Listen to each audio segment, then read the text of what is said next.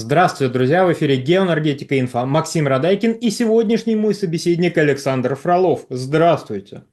Здравствуйте, здравствуйте. Итог антироссийских санкций запасов газа в Британии осталось на неделю, пишет английское издание The Independent. Запасов газа в британских хранилищах упали до угрожающего низкого уровня в результате холодов по всей Британии. Сокращение электрогенерации из-за дефицита газа стало причиной того, что миллионы британцев чуть не остались в полной темноте в одну из самых холодных ночей года. Александр, пожалуйста, прокомментируйте, чем мы там виноваты. Холода. Ну, просто, знаете, бывает такое, похолодало. Вот в 2013 году похолодало, потом холодало в начале 2021 года. Иногда такое происходит, особенно зимой. Кому бы чего ни казалось. Похолодало, запасов газа мало. Ну, понятно, что под конец сезона, под конец отопительного сезона эта проблема становится особенно острой, потому что, ну, в силу естественных причин у вас отбор шел весь этот период. И вот тут, если холодает где-то на рубеже февраля-марта, вы оказываетесь в ситуации, когда, ну, все, палки, газ был, а теперь газа совсем. Вот тогда понадеялись на лучшее, действительно, лучшее наступило, и потеплело, и газочек пришел, и цены несколько снизились. Однако, после 2013 года стала гораздо громче обсуждаться тема, которая и до этого существовала в рамках Европы в целом, ну и Европейского Союза образца 2013 года, то есть с Великобританией вместе, а именно тема энергетической бедности. Энергетическая бедность – это вообще специфическое явление, характерное и для Соединенных Штатов, и для Европы, ну, объединяя Евросоюз и Великобританию. Опять же, понятно, что приходится сейчас делать оговорки, когда мы говорим Евросоюз. Какого года? Если 13-го, ну, с Великобританией. Если нет с 13-го, если точнее в нынешних масштабах, то без Великобритании. Вот поэтому просто Европа. Для них это крайне характерное явление, которое заключается в следующем. Вот определенной социально незащищенной категории людей, в основном это пенсионеры, которые очень богатые, как известно, в Европах. Вот. Пенсионерам даются следующие 3 пункта. Еда, лекарства, энергоносители. Выбери любые 2. То есть, когда тебе приходится выбирать согреться и поесть, согреться и купить лекарства, но не доесть, купить лекарства, поесть, но не согреться, вот это, собственно говоря, энергетическая бедность. К огромному сожалению, по статистике, уже вот в том самом 2013 году из-за похолодания, из-за последствий вот этих, не из-за переохлаждения даже, а из-за последствий недостаточного отопления, то есть, знаете, когда вроде как это не переохлаждение, которое наступает при плюс 10 градусах и ниже, но вот если вы сидите, вы не очень здоровый человек при плюс 15, ну, у вас хронические заболевания резко начинают обостряться, ну и прочие неприятности также с вами могут произойти. Эти неприятности для там, нескольких десятков тысяч человек привели к тому, что они, в общем-то, умерли. И заговорили о том, что надо с этим что-то делать. Вы знаете, вот мы, конечно, цветущий сад, очень теплый, замечательный, но почему-то в нашем цветущем саду есть проблема энергетической бедности. Та часть нашей уважаемой аудитории, которая сейчас уже бежит в комментарии и хочет рассказать о проблемах российского села, большое спасибо, мы понимаем, что есть проблемы российских сел, специально для вас сейчас проговорю эту мысль. Общим местом является следующее утверждение, что Европа богатая, что Соединенные Штаты богатые, что европейские пенсионеры сплошь получают такую фантастическую пенсию, которой им хватает для путешествий по всему миру. Не по наиболее дешевым курортам, когда, скажем, испанцы едут в Египет, или немцы едут в Турцию. Нет, это по всему миру европейские пенсионеры путешествуют. Вот договорились, да, вот, ну, согласитесь, есть такое утверждение. И тут оказывается, что в этом благополучном европейском саду, в этой очень богатой местности есть люди, и их много, которым не хватает денег либо на еду, либо на лекарства, либо на энергоносители, либо на все вместе взятое. И понятно, что человек, выбирая вот между этими 3 вещами, ну, скорее всего, будет выбирать лекарства и еду. Они как-то вот, ну, понятнее. А тут, знаете, укутаюсь, ну, как-нибудь переживу. Далеко не все переживали. И еще раз, это характерно не только для Великобритании, но именно, скажем так, британская статистика начала 2013 года заставила еще громче начать обсуждать эту тему. То есть она была и до того, все понимали, что такое существует, но пришлось эту тему обсуждать гораздо громче и пытаться найти какие-то решения на уровне европейских властей. То есть у нас вот такое есть, надо с этим что-то делать. Прекрасно, молодцы. Что вы сделали? Ничего. Ничего не сделали, сейчас опять об этом говорят. Вот из серии ой-ой-ой, вы знаете, какие безобразия творятся. Нам же не до того. У нас высокие цены на энергоносители. У нас высокие цены из-за кого? Ну, из-за России, понятное дело. Собственно, о чем говорят, когда тычут пальцем в высокие цены? Они говорят следующее фактически. Ну, каким образом здесь обвиняют Российскую Федерацию? Здесь обвиняют Российскую Федерацию следующим образом. Если бы не наша злокозненность в 2021 году, если бы не наша злокозненность в начале 2022 года, если бы не наша злокозненность в отношениях с Украиной в 2024 и в начале 2025 года, цены на газ в Европе в целом были бы гораздо ниже. Почему? Нам так кажется.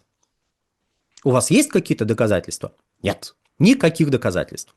Но это Россия виновата, что у нас высокие цены, притом это мы отказались покупать газ у России. Великобритания отказалась. То есть, в отличие от всех остальных в Европе, Великобритания прям отказалась. То есть, вот когда говорят, Европа отказывается от российского газа, да? Какая Европа? Великобритания? Ну, окей, хорошо. Вот если вся Европа Великобритания, Европа отказывается. Вот Великобритания отказалась. Как дела, ребят? Как успехи? Это первый вопрос. Второй вопрос. Как успехи с преодолением энергетической бедности, о которой вы громко заговорили 12 лет назад? И тут можно сослаться на кризис 2020 года, на кризис 2021, 2024, да и, видимо, и 2025 годов. Но а что творилось с, скажем, 13 по 19 годы включительно? Что тогда мешало решить эти проблемы этой самой энергетической бедности? И это только одна сторона вот этой медали, одна из проблем, которая раскрывается в Великобритании, когда мы говорим про надежность энергоснабжения. То есть вы сами сделали свой остров, ну, вот таким вот авианосцем, который сам по себе легкая мишень вообще для кого угодно. Вы сами сделали этот выбор, рассказывая о том, что, ребят, мы сейчас, да наши высокие технологии, да мы легко. И вот про высокие технологии и легко. Энергетическую бедность пока отложим в сторонку. И вот о чем поговорим. В Великобритании доминирующим на данный момент источником электроэнергии являются газовые электростанции. Но в Великобритании семимильными шагами развивается ветроэнергетика. Солнечная энергетика там тоже развивается, чуть в меньших масштабах, но тем не менее. То есть ветровая энергетика в Великобритании развивается не только на суше, но и на море. Так называемая офшорная ветроэнергетика в этой стране развивается, ну, чуть менее, но все же сопоставимо с Германией. А Германия – это такой лидер по офшорной ветроэнергетике. И я помню рассказы с одной стороны о том, что Великобритания скоро откажется от атомной энергетики, потому что, откажется от угольной энергетики, потому что, уголь, это кошмар просто, этот кошмарный уголь. И перейдет на возобновляемые источники энергии, а там и до газа доберемся. С ним тоже надо что-то делать, он тоже ископаемый и ужасно вредит климату. Я здесь не хочу ставить под сомнение, вредит ли сжигание ископаемого топлива климату. Явно не идет на пользу, безусловно. Но вот в чем проблема. Нельзя спасать климат, если вы не спасли свое население.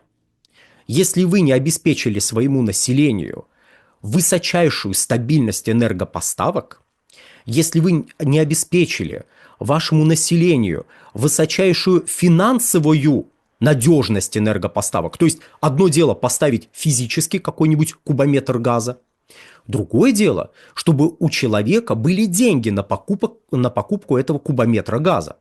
Это, согласитесь, разные вещи. Рядом с вами может лежать кубометр дров, а у вас может не быть денежек, чтобы этот кубометр купить. Так вот, только после того, как вы это обеспечили, можно кидаться в климатическую историю, рассказывая всем: ребята, сейчас мы сгоним к чертовой матери этих крестьян с земли, и овцы начнут там... Стоп, это не та история. Мы сейчас поставим везде ветряки и солнечные панели и заживем. Как дела, друзья? Зажили? Это, притом, не должно быть поводом иронизировать. Ну, знаете, вот прям жестко иронизировать. Не должно быть поводом, тем более, для злорадства. Но у меня вызывает вопрос. Вы понимаете, что ошибка носит системный характер? Вы понимаете, что ваша энергобезопасность находится на исключительно низком уровне? То есть, если бы себе представить, что был бы Северный поток-2, ну, представим себе, который был проложен в Великобританию, и если бы он сейчас работал, какие вообще могли быть у британцев проблемы с газоснабжением? Кому-нибудь вообще в голову там приходило бы, что, боже мой, у нас газа в хранилищах, ну, чисто физически с хранилищами плохо. Они небольшие, запасов тем более недостаточно для стабильного суточного снабжения потребителей.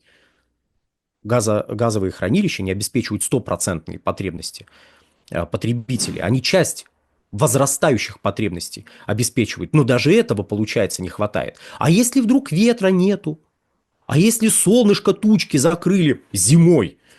Я слышал, в Великобритании бывает иногда такое странное климатическое явление, когда, знаете, тучи. А последнее, что я хочу по ее поводу сказать в этом контексте, это напомнить о том, что Великобритания – это богатейшая страна по запасам сланцевого газа. Одна из богатейших в Европе. 36 триллионов кубических метров сланцевого газа в этой самой Великобритании. Я помню, как в ходе вот этой сланцевой истерии десятых годов нам рассказывали о том, что британцы сейчас начнут добывать сланцевый газ. Ща попрет. Потом в ходе кризиса, который в 2021 году начался, британское правительство, кстати, где оно, начало рассказывать о том, что мы сейчас выдадим сотни лицензий на добычу. И тогда наши уважаемые некоторые лидеры общественного мнения говорили: видали что? Видали? Все. Британцы сейчас начнут добывать и зальют этим газом просто все. Как дела, друзья мои, со сланцевым газом, которого в Британии выше крыши? Как дела с сотнями лицензий, которые были выданы на добычу в Северном море и на суше? Как дела? И последний вопрос. Ну, кстати, если высокие цены, то правда, как дела? Что ж не добывают, что ж не растет добыча? Крокодил не ловится, не растет кокос. Почему? Ну и последнее. Как дела с зеленой энергетикой? В условиях, когда вы просто гасите существующие надежные источники электроэнергии, закрываете их, не создав надежной основы для газоснабжения, которая сейчас является основой, в принципе, поставок электрической энергии, и делаете на перспективу ставку на ветрячки и солнечные панели. К самим ветрякам и солнечным панелям никаких претензий. Претензии к бестолковым людям, которые считают, что если они поставили ветряки, то надо к чертовой матери закрыть все газовые и угольные электростанции, и вот тогда будет хорошо. Хорошо? Все в порядке? Мне кажется, нет. Не хорошо и не все в порядке. И нам бы неплохо присматриваться к этому негативному опыту и мотать на ус. На этом все. Всего хорошего. Александр, большое спасибо за комментарий. Друзья, подписываемся на Александра Фролова, подписываемся на Геоэнергетика Инфо, ссылки будут в описании и закрепленном комментарии. Там же будут реквизиты для желающих финансово поддержать наш проект, чтобы мы и дальше также бодро вещали на всех площадках без монетизации. Спасибо, до новых встреч. Всего хорошего, ну и подпишитесь, пожалуйста, на мой телеграм-канал «Нефтегазовая игра» и на телеграм-канал «Инфотек». На сегодня все, всего хорошего.